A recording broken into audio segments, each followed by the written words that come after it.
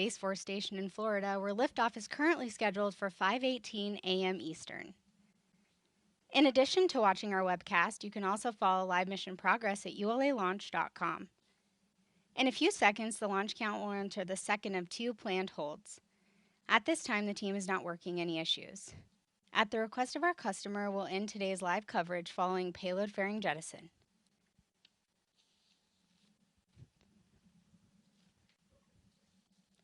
We have experienced some unsettled conditions here at Space Coast, but the weather looks to be in our favor this morning. Let's take a look at the forecast recently provided by Space Launch Delta 45 Weather Officer Mark Berger. Here are the numbers. The probability of violating launch constraints is less than 10%.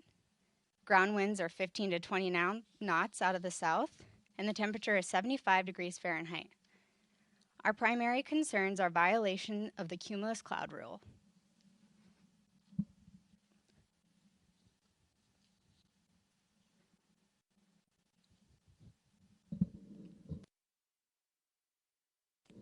Today's launch is for the National Reconnaissance Office, or NRO. The NRO is the leader in developing, acquiring, launching, and operating the nation's intelligence, surveillance, and reconnaissance satellites to secure and expand America's advantage in space. The NROL-68 mission will strengthen the NRO's ability to provide a wide range of timely intelligence information to national decision makers, warfighters, and intelligence analysts to protect the nation's vital interests and support humanitarian efforts worldwide.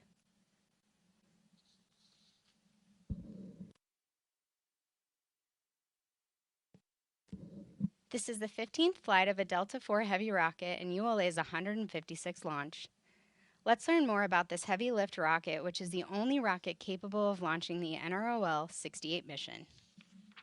Built in Decatur, Alabama, the Delta IV Heavy is the only operational rocket qualified to integrate and launch NROL-68. 3 RS-68A engines power the triple booster first stage, and RL-10 propels the Delta Cryogenic Second Stage, or DCSS. Sitting atop the DCSS is the NROL-68 payload, encapsulated in a 5-meter diameter metallic tri-sector payload fairing. Launch processing activities begin with transporting and lifting the booster and DCSS onto the fixed launch platform at Space Launch Complex 37. Next, the encapsulated payload fairing is lifted and mated to the DCSS. Final preps were underway when 40 hydraulic cylinders at pressures nearing 3,500 psi raised the Mobile Service Tower, or MST, about 8 inches. A carriage transporter system, traveling at a quarter mile per hour, then moves the MST to its launch position, approximately 345 feet north of the rocket. 100 feet wide, 300 feet tall, and weighing about 10 million pounds, the MST protects the rocket and payload from weather here on Florida's Space Coast. The Delta IV Heavy stands 235 feet, or more than 23 stories, and once fully fueled, weighs 1.6 million pounds. Equipped with 3 RS-68A engines, this rocket produces more than 2 million pounds of thrust at liftoff. With the MST rolled back, the launch team transitions to fueling and other final preparations.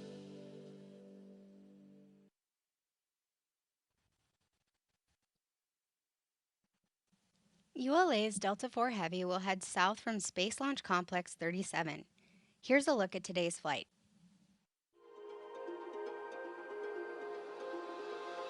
To mitigate the fireball created by the hydrogen-burning Delta IV Heavy rocket, the staggered engine start sequence begins with ignition of the launch table HBOs, burning off the excess hydrogen injected into the flame duct. Next, the starboard Delta IV ROFI lights, igniting its RS-68A engine. Then, the center and port RS-68A engines ignite to generate more than 2.1 million pounds of total thrust to lift the 1.6 million pound triple-core rocket off the pad. Shortly after liftoff, Delta begins a pitchover to attain the proper flight path while minimizing the pressure the vehicle experiences during flight. 79 seconds into flight, the Delta IV reaches Mach 1, the speed of sound. 2 seconds later, the rocket experiences maximum dynamic pressure as it travels through Earth's atmosphere. With propellant depleted in the port and starboard boosters, the engines shut down and the boosters are jettisoned to shed their weight. The remaining booster engine then throttles to full power to maximize performance against gravity losses. Once propellant levels deplete in the center booster, the engine shuts down. Delta Force separation then activates to release the first stage. The vehicle now weighs approximately 6% of what it did at liftoff. Following jettison of all three boosters, the Delta Cryogenic Second Stage, or DCSS, main engine ignites. During ascent, NROL-68 is protected inside a 5-meter diameter payload fairing. After traveling through the densest part of Earth's atmosphere, the payload fairing is jettisoned. The Delta IV Cryogenic Second Stage will carry the payload to its final orbital destination, where it will begin its national security mission.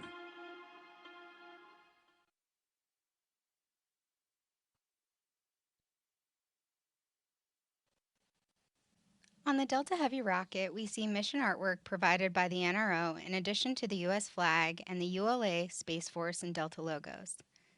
Note the number 388 inside the Delta logo, signifying this launch's place in Delta history.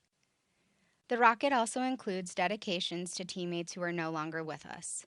Let's remember our ULA teammates. Today's flight is dedicated to Mark Anthony, Steve Hord, and Jim Webble.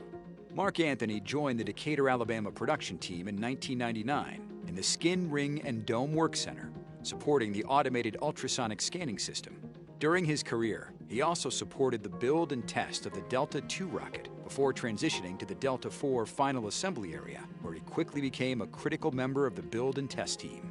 Outside of work, Mark was a member of the Semper Fi Gold Star racing team that sponsored children who had lost a parent while serving in the military.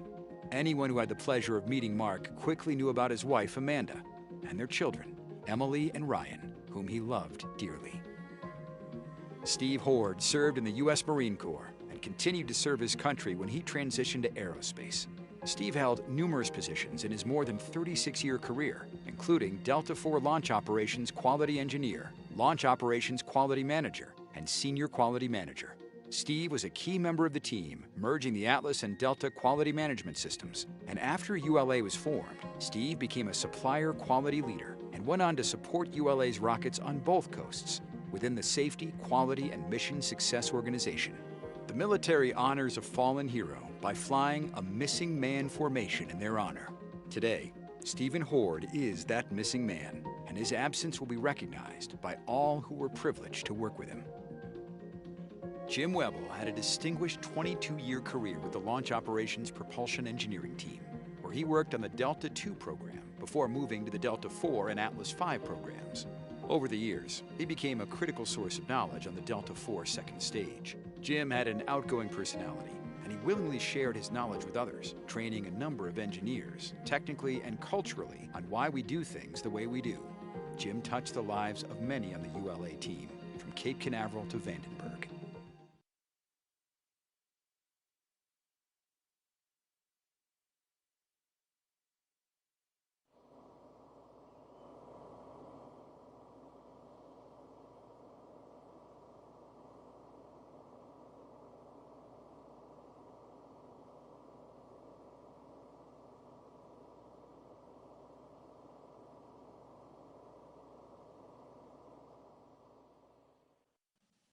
Over at Space Launch Complex 41, ULA's other East Coast pad, our team is preparing for the first flight of our new Vulcan rocket. Part of that preparation included firing the rocket's BE-4 engines, which happened earlier this month. We're looking at the footage of the rocket rolling from the Vertical Integration Facility, or VIF, to the launch pad. The Vulcan rocket is sitting atop the Vulcan launch platform as it travels on rail tracks to the pad. The trip is 1/3 of a mile and takes about 20 minutes. Once at the pad, the team conducted a full countdown, including taking the booster and Centaur stages. The test culminated with a successful flight readiness firing.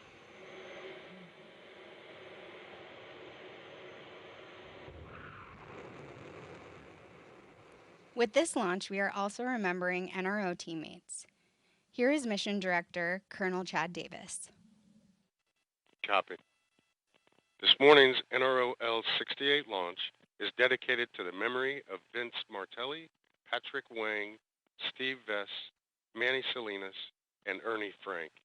Together, Vince, Patrick, Steve, Manny, and Ernie dedicated countless hours of their deep technical expertise to ensure the incredible success of a multitude of launches.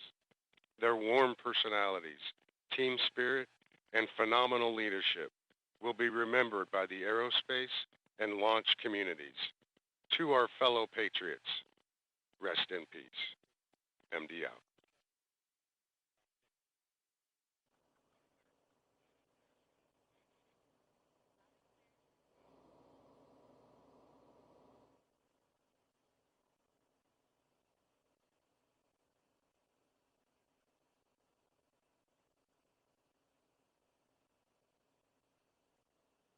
LC flight control, launch on time verified. Roger. LC switch to the ready position. All steps are complete prior to the status check.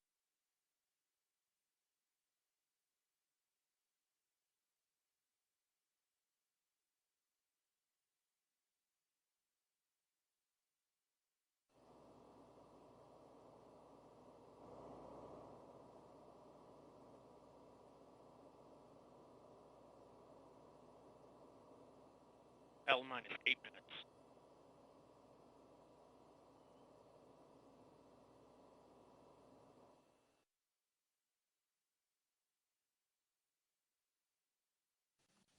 This is Delta Mission Control at T-minus 4 minutes and holding. We remain in the planned 15-minute built-in hold as launch preparations continue. In a few moments, launch conductor Scott Barney will pull the launch team for the final go to pick up the count. 27 engineers and managers are pulled for system status and readiness to proceed. This is the final status check before launch vehicle for all Delta vehicle systems, ground systems, and the spacecraft, and U.S. Space Force Eastern Range. The vehicle system readiness pull includes electrical systems, hydraulics, pneumatics, propulsion systems, flight control, and propellants.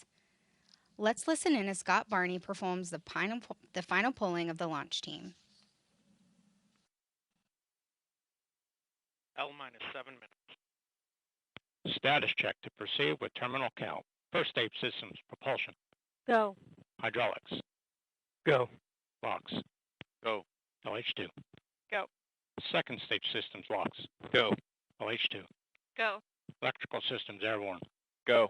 Ground. Go. Facility. Go. RFFTS. Go. Flight control. Go. Com. Go. GCQ. Go. Operations support. Go. Pneumatics. Go. Umbilicals. Go. ASGAS. Go. ECS. Go. Red line monitor. Go. Quality. Go. Ops safety manager. Go. ELA safety officer. Go. Vehicle system engineer. Go. Anomaly chief. Go. Range coordinator. Clear to proceed. Launch director. Launch vehicle is ready to launch. Mission director. You have permission to launch. Proceeding with the count. ALC. Verify T0 is set for 0918 Zulu. Verified. L-minus 6 minutes. MEQ. Establish swing arm lock pins pull. Active.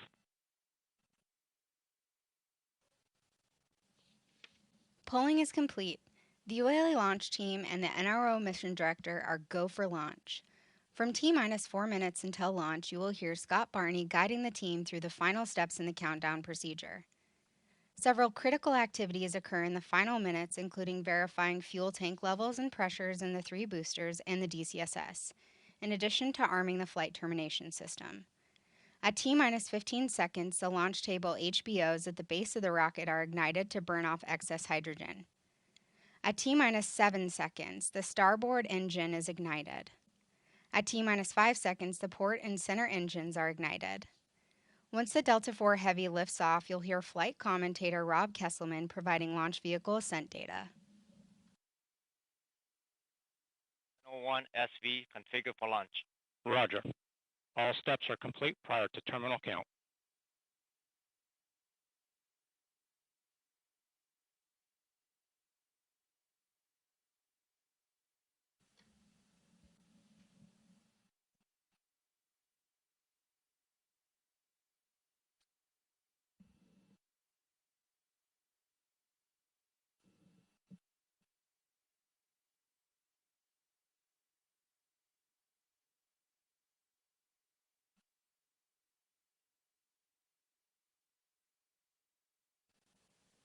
This is Delta Mission Control at T-minus 4 minutes and holding. We anticipate releasing the hold in just a few moments.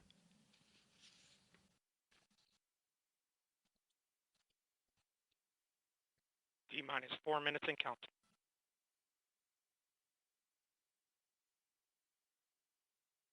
Three minutes, 55 seconds. Ground pyros enabled.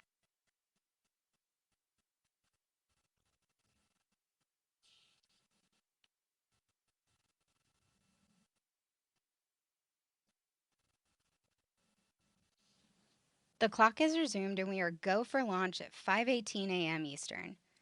With liftoff approaching, we're raising the volume on our launch team so you can hear the final preparations taking place.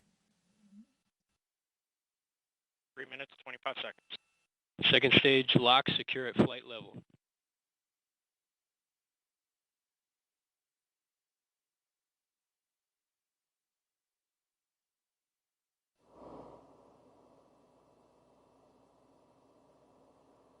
Three minutes, 7 seconds.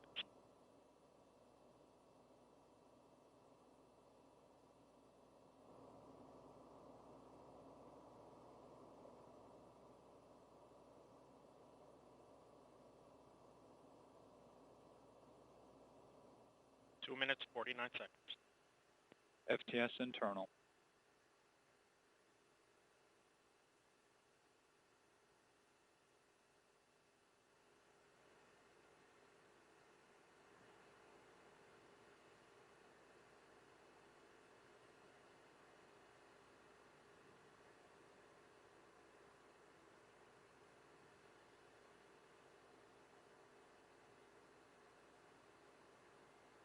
CBC locks at flight pressure and flight level.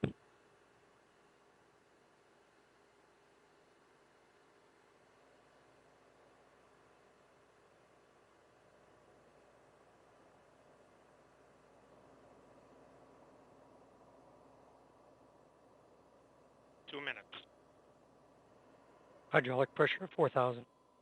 Vehicle internal. 1 minute 55 seconds. Launch sequencer start. CBC LH2 at flight pressure and flight level.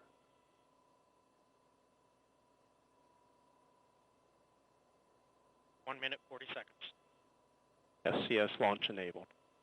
137.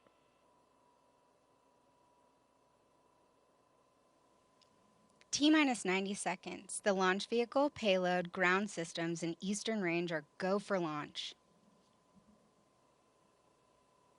1 minute 20 seconds. OCU's arm. FCS count started.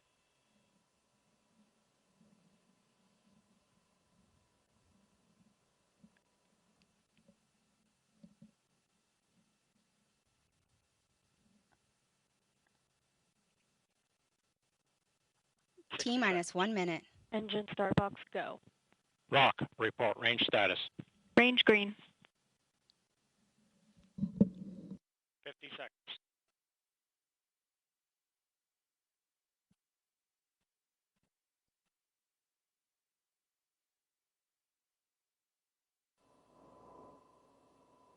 Second stage LH2 secure at flight level. 30 seconds. Status check. Go Delta. Go NROL 68.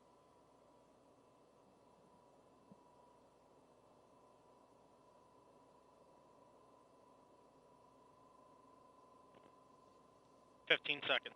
Roll for ignition. 10. T-minus 10, 9, 8, 7, 6, 5, 4. We have ignition. 3, 2, 1. And liftoff of the United Launch Alliance Delta IV Heavy rocket carrying NROL 68 for the National Reconnaissance Office. Vehicle has now begun the pitchover maneuver.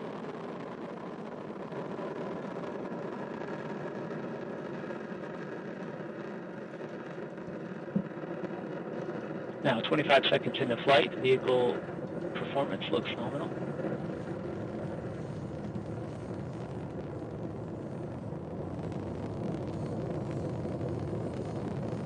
You are hearing the voice of Rob Kesselman booster is now providing flying launch down. vehicle ascent data. Core booster has now reached the desired partial thrust level.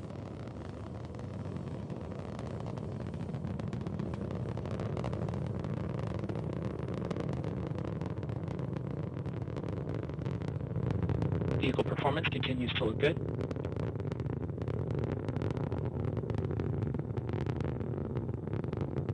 We are now 5 miles in altitude, 5.8 miles downrange distance.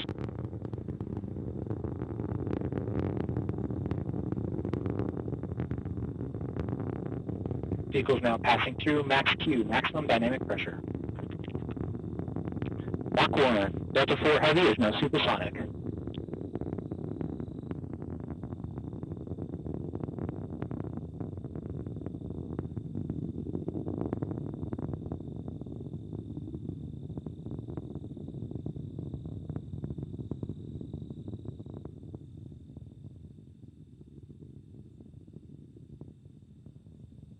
Now at 110 seconds into flight, we are now 14 miles in altitude, 12 miles downrange distance.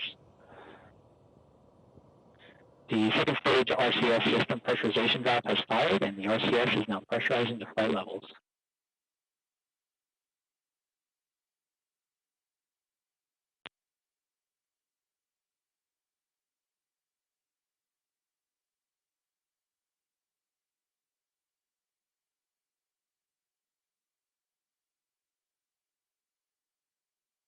Delta 4 has now gone to closed loop guidance.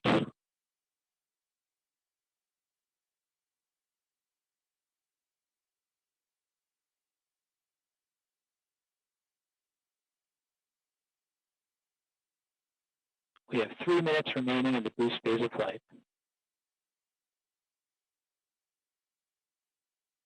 Delta 4 rocket now weighs 1/2 of what it did at liftoff, burning propellant at a rate of almost 5,000 pounds per second.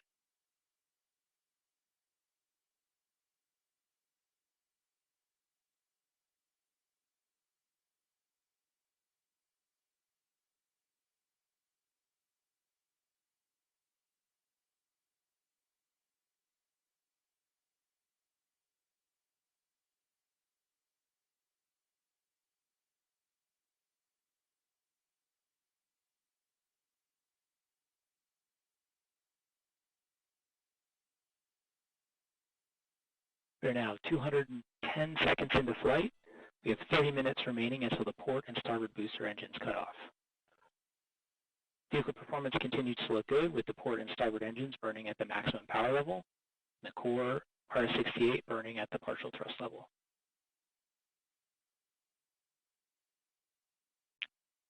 Port and starboard boosters are now throttling down. The engine response looks good.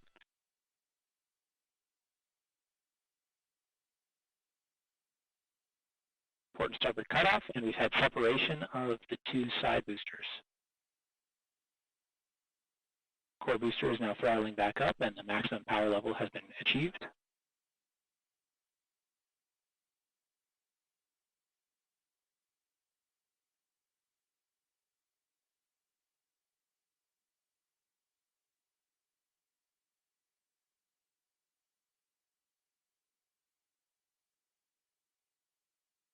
The upper stage lock system has begun the boost phase chill down sequence to begin thermal conditioning of the RL-10 engine.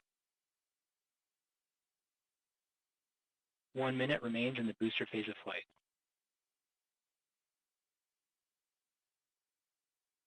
Upper stage fuel system has now begun the boost phase chill down sequence.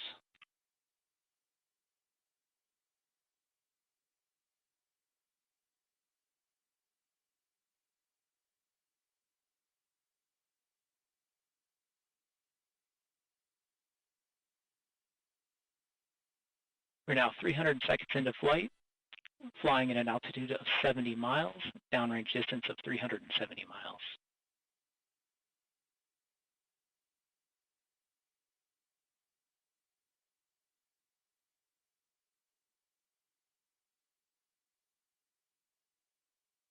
Delta 4 core vehicle booster performance continues to look good. The R-68 is now throttling down. And ECO.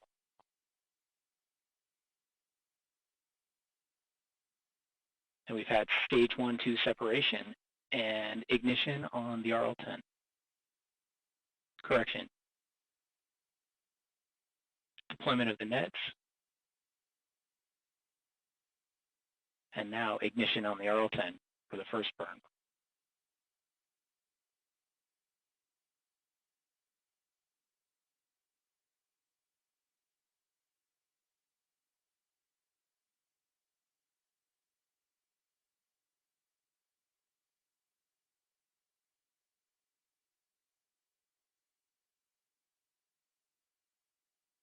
Upper stage performance looks good at this time.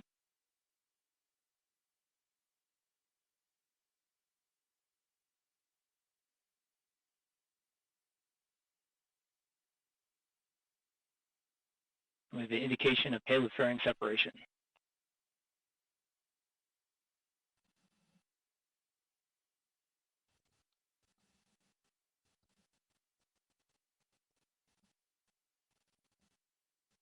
This is Delta Mission Control at T plus 6 minutes and 45 seconds. We just heard flight commentator Rob Kesselman confirm the successful completion of the early phase of today's flight, and all systems continue to operate nominally. At this time, we're going to end our live coverage. For more information about the Delta IV Heavy, please visit ulalaunch.com. I'm Andrea Linhoff, and thank you so much for joining me today. Before we sign off, let's take one more look at that beautiful launch of the Delta IV Heavy carrying NROL 68. 15 seconds. Roll for ignition. 10, T-minus 10, 9, 8, 7, 6, 5, 4. We have ignition. 3, 2, 1. And liftoff of the United Launch Alliance Delta IV Heavy rocket carrying NROL 68 for the National Reconnaissance Office. Vehicle has now begun the pitch over maneuver.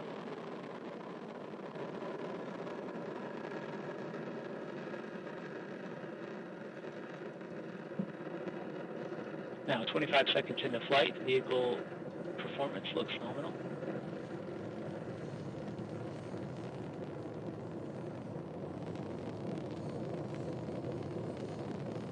You are hearing the voice of Rob Kesselman providing launch vehicle ascent data. Core booster is